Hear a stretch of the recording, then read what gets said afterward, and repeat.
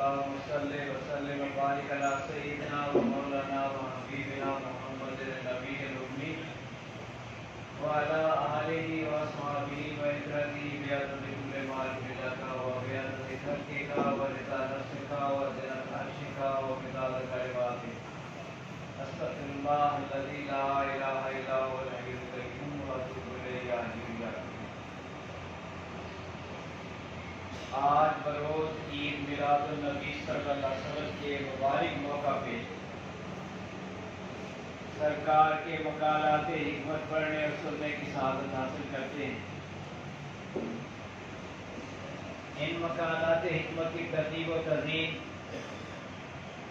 ہمارے پیر و مرشد حضرت ابو حدیث قصر و نذیر کی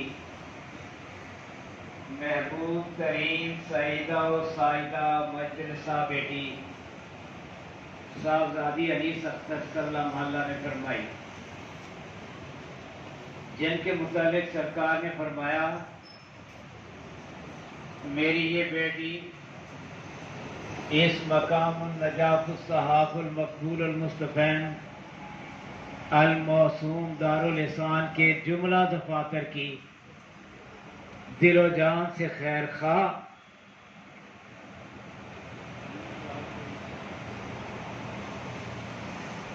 وفادار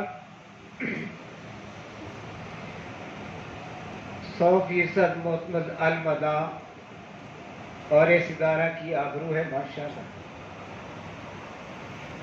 اور اس کا یہ مرتبہ قیامت تک کے لیے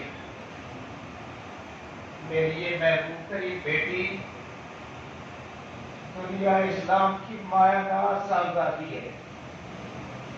اگر کسی نے اس لڑکی کی ذرا بھی بے ادبی کی، میری طریقت میں اس کا کوئی مقام نہیں، اس کا گستاخ میرے خیر سے معلوم ہے۔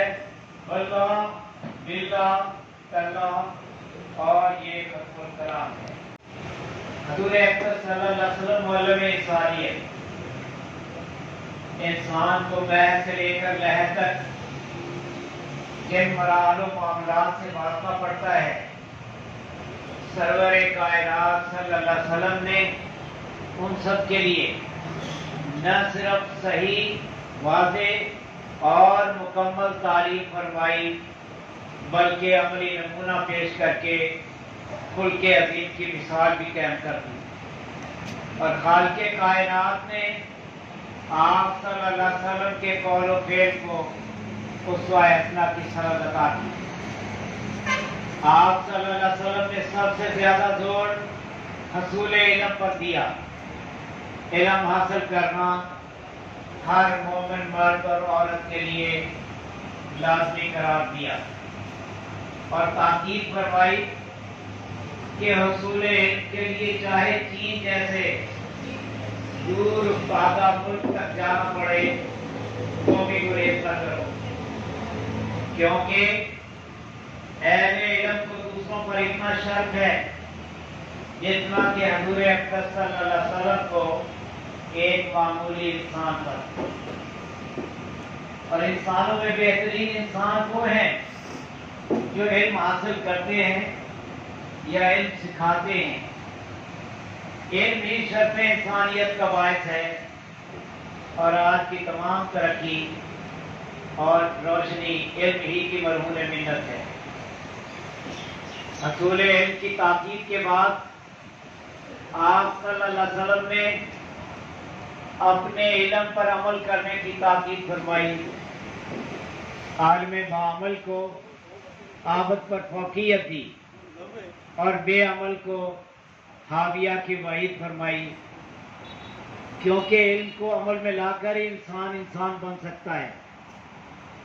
آپ صلی اللہ علیہ وسلم نے والدین سے سلوک، ہمسایوں سے تعلقات اور دوسروں سے میل جول کے طریقے سکھا کر مثالی معاشرہ قائم کرنے کا راستہ دکھا دیا۔ اسی طرح مظلوم ترین طبقہ عورت کو اس کا صحیح مقام دلایا۔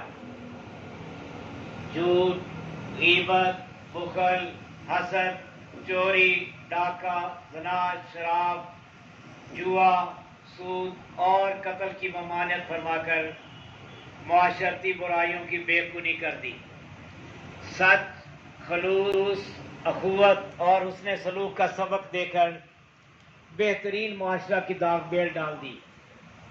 ظاہر کی صفائی کے لیے مسواک، کپڑوں کی صفائی، پاکیزگی، طہارت، وضو اور غسل کے طریقے سکھائے۔ صحت مند جسم کے لیے ان پر عمل کرنا ہی کافی ہے۔ غرباء، مساکین، یتامى اور بے سہارا بیوگان کی گزر اوقات کے لیے اغنیاء پر زکوٰۃ فرض کر دی۔ خیرات و صدقات پر زور دیا۔ فطرانہ اور قربانی بھی اسی مقصد کے لیے سکھلائی۔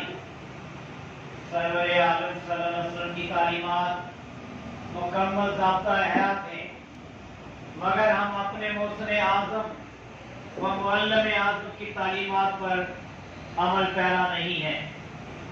یہی ہماری بے وقتی کا سبب اور بے سر و سامانی کا باعث ہے۔ کیا ہماری بیداری کا وقت ابھی نہیں آیا؟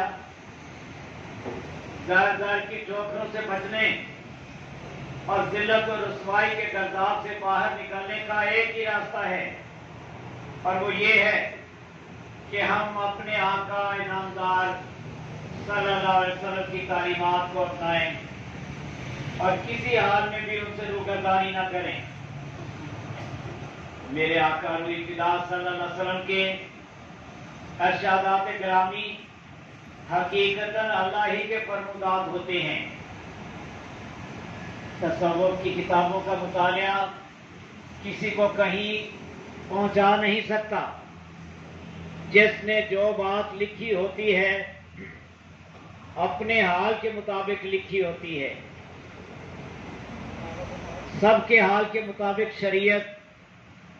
شریعت مایا ناز طریقت حضور اقدس صلی اللہ علیہ وسلم نے اعمال کی شکل میں جو کتاب ہمارے لیے لکھ دی، وہی ہمارے لیے کارآمد، ہمارے لیے ہر شے ہمارے مولائے کریم رؤوف الرحیم روح فدا صلی اللہ علیہ وسلم نے فرما دی۔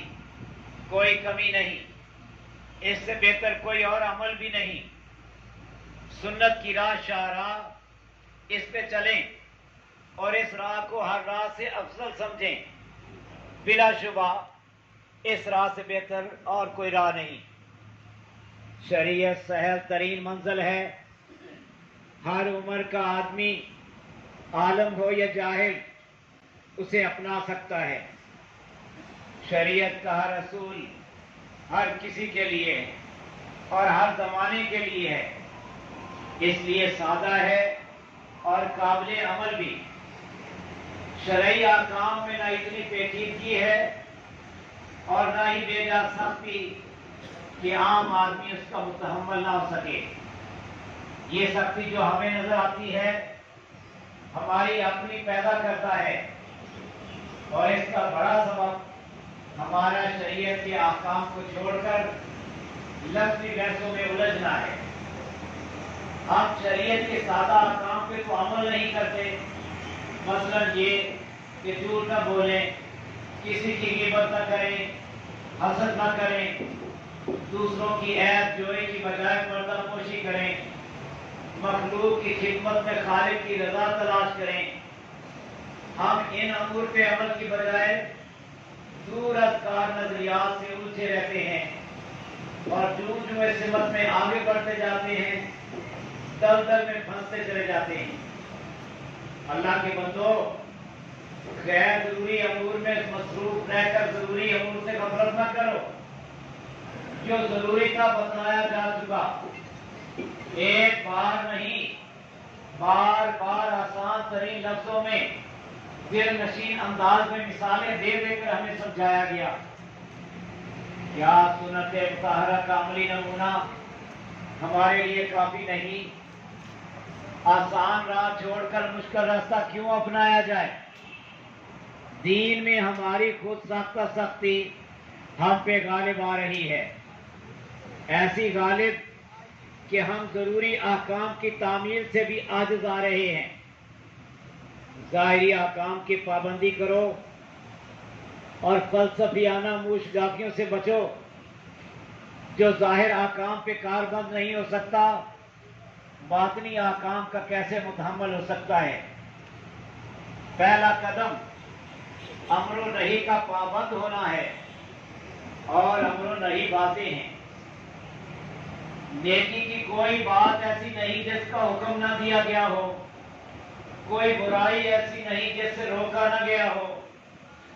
ہم نیکی کرتے نہیں، برائی سے رکتے نہیں، بس بیٹھے ہیں، بات چیت شروع ہے، فلسفے کا دور چل رہا ہے، تبادلہ خیالات ہو رہا ہے، حکم پہ عمل نہیں، حکم کی حکمت پہ سر دھنا جا رہا ہے، ہر اہم باتوں کی نظر ہو رہی ہے۔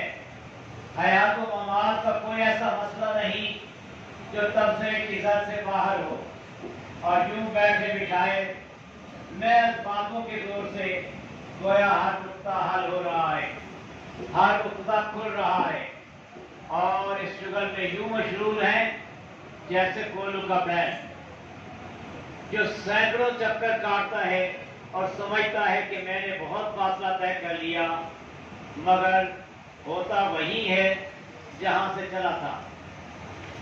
حضور اکرم صلی اللہ علیہ وسلم کے صحابہ کرام رضوان اللہ علیہ مجمعین کی کامیابی کا صرف ایک ہی راز تھا کہ جو ہی حضور اکرم صلی اللہ علیہ وسلم سے کوئی فرمان سنتے اسی وقت اس پہ عمل پیرا ہو جاتے، اور ہم دیکھیں 100 بار سنتے ہیں مگر کبھی عمل نہیں کرتے، بات کیوں کی کیوں رہتی ہے۔ محبوب کے ارشاد کی تعمیل محبت کا ادب ہے۔ محبوب نے محب سے کہا یہ کام مجھ کو پسند ہے، کیا کر، ان کاموں کے نزدیک تک نہ پھٹکا، جن کاموں کے متعلق تنبیہ کی مت کر، میں ان سے بیزار ہوں، ایک بھی نہیں چھوڑا، تیری محبت کے کیا کہنے، افسوس کا مقام نہیں تو کیا ہے۔ اتباع سنت نبی صلی اللہ علیہ وسلم ہی پہ ظاہر و باطن کی ترقی موقوف ہے۔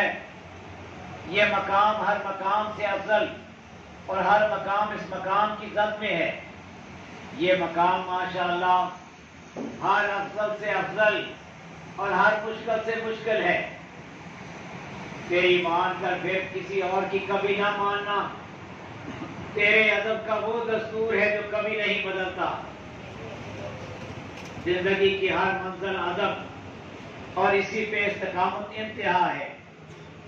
حدیث ارشاد مصطفیٰ صلی اللہ علیہ وسلم اور سنت کردار مصطفیٰ صلی اللہ علیہ وسلم ہے، اور جناب رسول اللہ صلی اللہ علیہ وسلم کا کردار جناب رسول اللہ صلی اللہ علیہ وسلم کے ارشاد کے عین مطابق تھا۔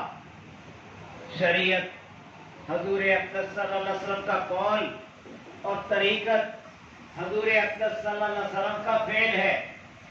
دین علم و حکمت کا سرچشمہ، طریقت علم پہ عمل، طریقت مایا ناز ادب و آداب کی پابند، ذرا سی بے ادبی کی بھی متحمل نہیں۔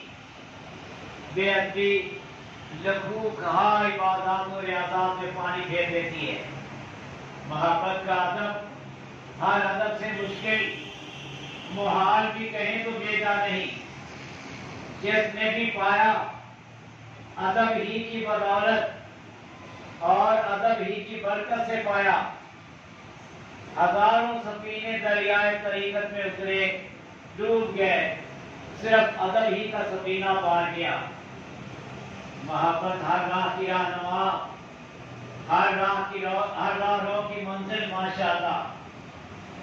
حرف حرف پڑھ، لکھو کھا صفات کی گردانی کر، جس نے بھی کسی منزل کو طے کیا ہادی ہی کی محبت سے طے کیا، اور ہر تذکرہ مہدی ہی کی محبت کا تذکرہ ہے۔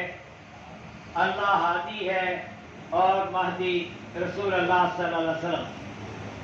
ہادی رہنمائی فرماتے ہیں اور مہدی پیشوائی۔